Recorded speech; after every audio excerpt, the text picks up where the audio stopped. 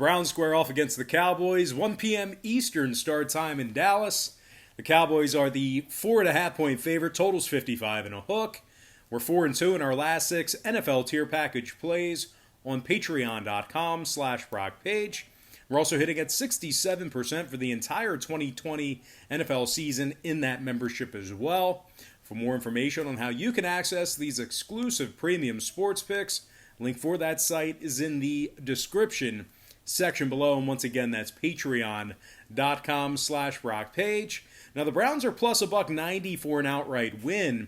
Cleveland's beaten 2 very bad football teams this year.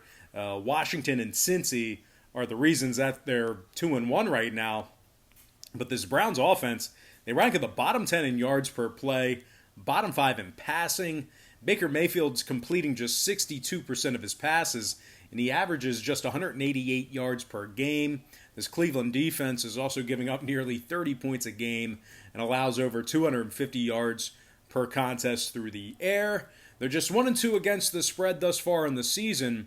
They're also in the top 10 in the league in most first quarter points allowed. Now, keep an eye on Vernon, Higgins, Williams, and Phillips, as they were all questionable for the game.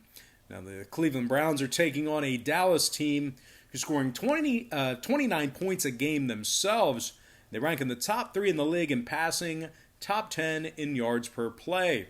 Dak Prescott's thrown for nearly 1,200 yards on the season already, along with 5 touchdowns. He's averaged 396 yards through the air per game thus far in the year. He's also run it in 3 times on the ground. His favorite target is Amari Cooper, who has 25 catches for 267 yards. Michael Gallup's been the home run hitter for the Cowboys as well. 11 receptions, 246 yards, 22.4 yards per reception. Dallas ranks in the top 3 in the league in third quarter scoring. They've also successfully covered the point spread in their last 6 straight against the AFC North. Now, total-wise, Dallas's last 2 straight got over the posted number. And as good as their offense has been, their defense is allowing 32 points per contest on their side of things. So a lot of points in these Dallas games. Meanwhile, the Browns on the other side, they saw their Week 2 and Week 3 contests get over the line themselves. Give me the Cowboys minus 4.5. And the over 55 and a hook in that game. Before we go ahead and move on, just want to take another quick timeout and welcome you to the video. Got some lines and personal leans out for NFL Week 4. This is the part 2 video, by the way. But before we go ahead and dive into some more free content, just have to quickly remind you once again that we are 4-2 in our last 6 NFL tier package plays on patreon.com/BrockPage. We're also hitting at 67% for the entire 2020 season in that membership as well. For more information on how you can join in on the action, link for that site is in the description section below. And once again, that's patreon.com/BrockPage. And moving on, we're going to take a look at the Cardinals squaring off against the Panthers, 1 p.m. Eastern start time in Charlotte. The Cardinals are the 3.5-point favorite on the road, totals 52. And if you like Carolina in an upset at home, they're plus $1.55 for an outright win. Now, the Panthers held the Chargers to just 16 points in their Week 3 victory. Carolina ranks in the top 10 in passing, and they're also led by Teddy Bridgewater, who's completing 74% of his passes for 871 yards. His favorite target thus far is Robbie Anderson, who has 20 catches for 278 and a score. He also likes DJ Moore, who's caught 14 balls for 239 and averages 17 yards a catch. And if this one is close late in the game, just keep in mind that Carolina ranks in the top 10 in the league in fourth quarter scoring. Now, Okung and Short are the only guys listed as questionable right now for Sunday. Carolina's taking on an Arizona squad who's coming off a tough Week 3 loss to the hapless Detroit Lions. They actually gave up 26 points to them. Kyler Murray's been sacked 6 times, and he's already thrown 5 interceptions compared to just 4 touchdown passes. The Cardinals rank in the bottom 10 in second quarter scoring. They're also in the top half of the league in most fourth quarter points allowed as well. And if you're into historical trends, if you're kind of superstitious, just keep in mind the Cards have been victorious in just 3 out of their last 10 head-to-head meetings with the Panthers. They also failed to cover the number in 4 out of their last 5 meetings with Carolina as well. Now, keep an eye on Cole, Banjo, and Kirk, as they are all questionable for the Cards. Total-wise, when it comes to the number in this one, all 3 of Arizona's contests on the season stayed under the posted total. Their defense does, in fact, rank in the top 10 in the league in fewest points allowed per contest. Meanwhile, the Panthers, on the other side, they saw their Week 3 contest with the Chargers stay under the number themselves. So with all that said and done, give me the underdog Panthers, plus 3.5, keeping this one close, and the under 52 in that game. Next matchup, Jaguars, Bengals, 1 p.m. East. The Bengals are the 3-point favorite at home, totals 49. The Jags are plus $1.45 for some money line cash. Now, Jacksonville successfully covered the point spread in 2 out of their 3 games thus far in the season, and those were marquee covers against the likes of Tennessee and Indianapolis. Very good football teams there. They rank in the top 5 in fourth quarter scoring, and they've successfully covered the number in their last 10 straight against the AFC North. Very interesting historical trend there. Now, Gardner Minshew is completing 74% of his passes, 6 touchdown heaves on the year, 787 total yards through the air. He's got 4 different receivers with over 100 yards receiving. One of them being his favorite target, Keelan Cole Sr., who's got 15 receptions for 148 yards and a couple of touchdowns. Running back James Robinson has also got 3 rushing scores on the year and averages nearly 5 yards a carry. Standout wide receiver DJ Chark has been upgraded to questionable for this Sunday's game as well. Now, they are taking on a winless Bengals squad who somehow manages to rank in the bottom 5 in rush yards per game. They're rushing for less than 80 yards per contest. Kind of remarkable considering you have Mixon and Bernard in the backfield. And plus, with a rookie QB, you'd think they probably rely on the run a little bit more. But they don't. Very bad in the rushing category. And in addition to that, these guys rank in the bottom 3 in the league in yards per play. They're just 3-7 against the spread in their last 10 head-to-head meetings with the Jags. And as solid as Joe Burrow has been, as much promise as he showed, he's been sacked 14 times already for a total of 107 yards lost. Guys, protect your rookie QB. He's getting hit all over the place. Now, when it comes to this anemic running attack, Joe Mixon's averaging less than 3.3 yards per carry, and he hasn't scored a touchdown yet on the season. Now, defensively, the Bengals rank in the bottom 10 in defensive time of possession, top 3 in most rush yards allowed per game. Their opponents have been able to rush for nearly 185 yards a game against their defense. Atkins and Ross are questionable for Sunday.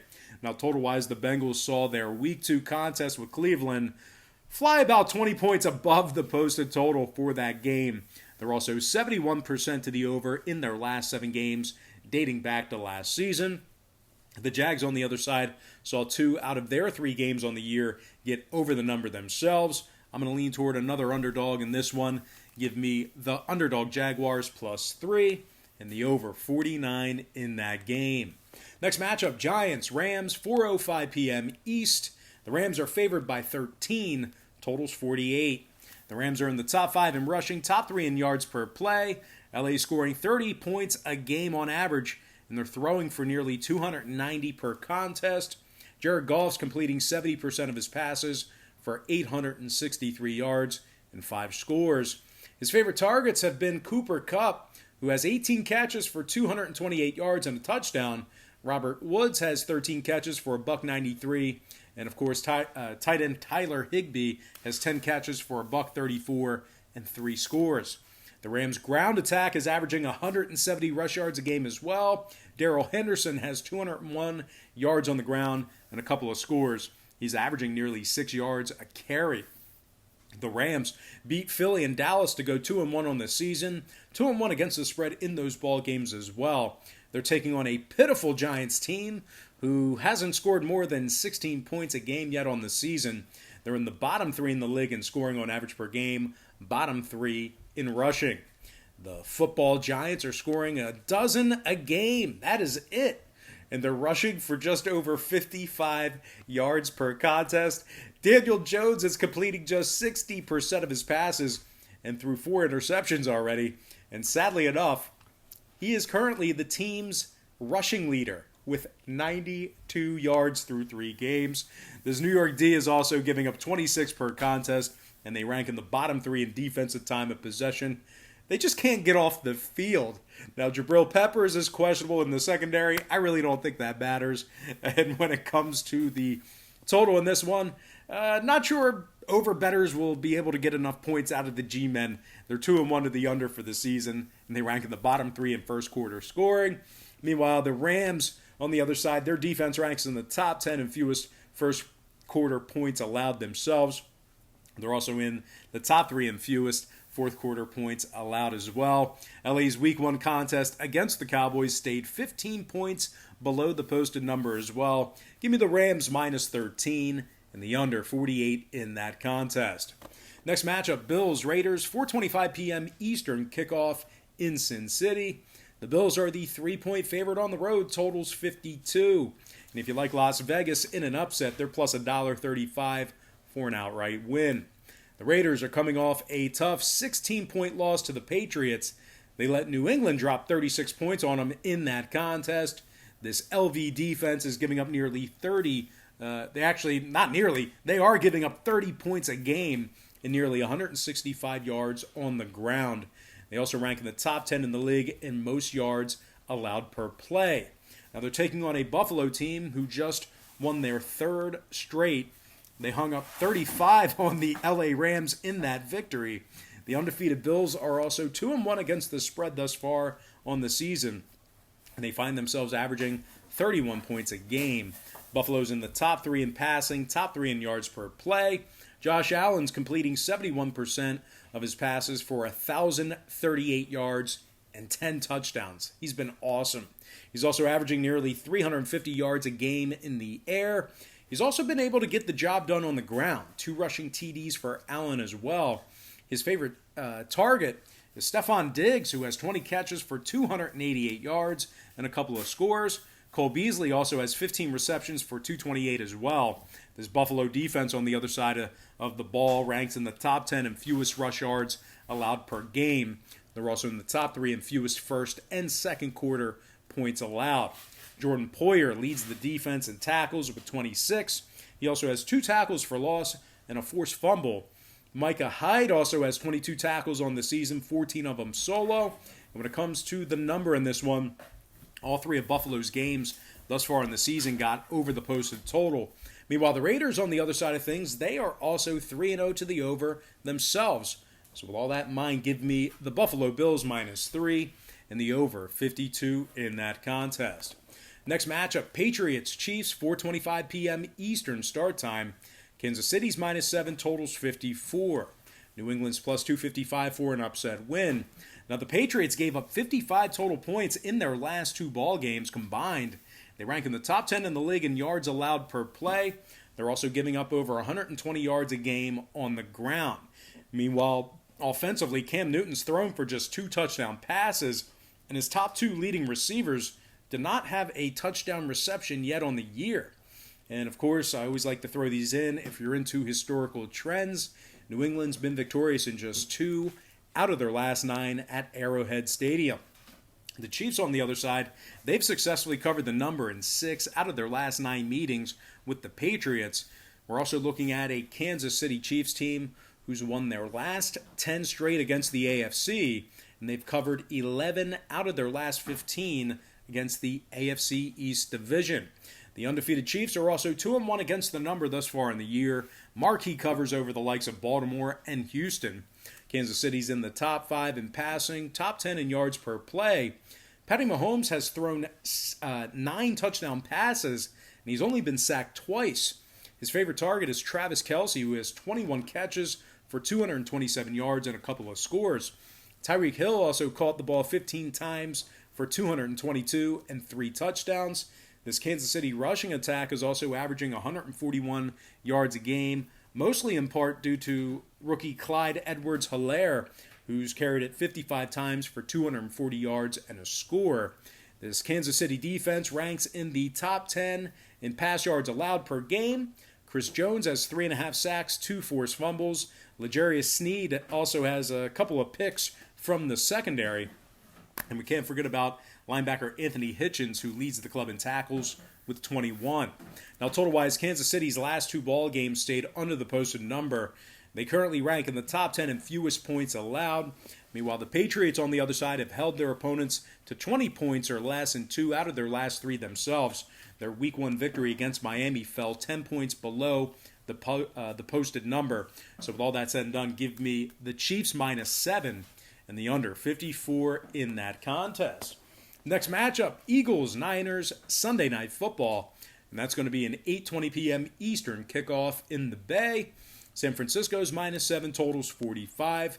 The banged-up Niners are still 2-1 on the season, 2-1 against the number.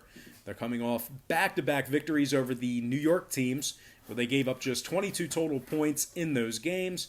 They also racked up 67 total points in those contests against the Jets and Giants as well. The Niners are averaging nearly 135 points per contest on the ground per game. They also rank in the top 3 in fewest points allowed, top 5 in fewest yards allowed per play. San Francisco's won 8 out of their last 11 at Levi's Stadium. They're taking on a winless Philadelphia team who's failed to cover the number in all 3 of their games this season, certainly not getting the job done for their backers. Carson Wentz is completing 59% of his passes and has thrown 6 INTs. Wentz has also been sacked 11 times. The Eagles are in the bottom 10 in scoring, bottom 5 in yards per play. This Philly defense is also giving up nearly 30 points per contest, and they rank in the top 5 in most yards allowed per play. They've given up 27 to Washington, 37 to the Rams, and 23 to the Bengals. Those teams have just 3 wins combined between the 3 of them. Now, total-wise, Philly's 2-1 at the over thus far for the season. Their last 5 straight road games all got over the total as well. Meanwhile, the Niners on the other side saw their last 2 straight get over the line themselves. Give me the 49ers -7 and the over 45 in that game. All right, next and final matchup for the show, we're talking about Monday Night Football, Falcons versus the Packers, 8:15 p.m. Eastern start time. Green Bay's -7, totals 58. The undefeated Packers are also a perfect 3-0 against the point spread. They're scoring 41 points a game on average, and they throw for over 295 per contest. Aaron Rodgers has thrown for 887 yards and 9 touchdowns. No interceptions on the season yet for Rodgers. His favorite target has been no-name Anthony Lazard, who caught 13 balls for 254 yards and 2 touchdowns. He's also hit Marquez Valdez-Scantling for 21 yards per reception and a touchdown as well. The Packers are in the top 3 in the league in yards per play, top 3 in rushing. Aaron Jones averages 6.1 yards per carry, and he's rushed for over 303 yards on the season. He's also punched it in 4 times in the end zone.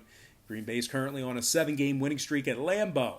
They're taking on a winless Falcons team who gives up 36 points per contest. Their opponents are rushing for 113 yards per game, and they're throwing for over 350 yards on their defense. Atlanta's lost 4 out of their last 5 against the NFC North. When it comes to the total on this one, Atlanta might just let Green Bay put this one over themselves. This Atlanta defense has given up 38 to Seattle, 40 to Dallas, and 30 to Chicago.